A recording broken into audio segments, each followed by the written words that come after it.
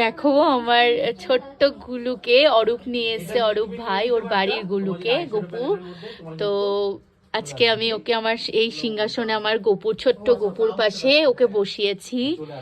কারণ মা বলল আমাকে ফোনে যে এসছে প্রথম, তো ওকে হচ্ছে একটু সিংহাসনে বসাও অ্যান্ড কোলে করে একটু দোলাও। তো তাকেই আমি দুলিয়ে এখানে বসিয়েছি।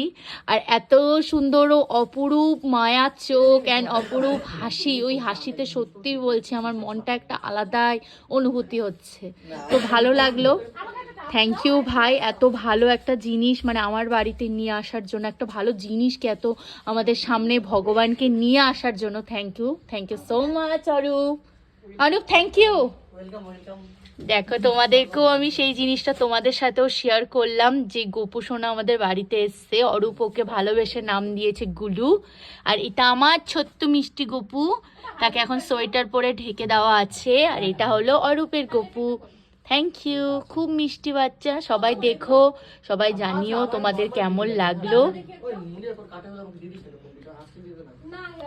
তো একটা গোপুতে কৃষ্ণের মন্ত্র আছে, ওম কৃষ্ণায় বাসুদেবায় হরায় পরমাত্মায় প্রণত কলশ নাশায় গোবিন্দায় নমো নমঃ। তো খুব ভালো লাগে এই মন্ত্রটা। যখনই মানে পড়ি, আমার ছোট্ট বেবিটাও এই মন্ত্র শিখে গিয়েছে আদ্বি। তো ভালো লাগে এটা পড়তে আমার, তাই তোমাদের সাথেও শেয়ার করলাম।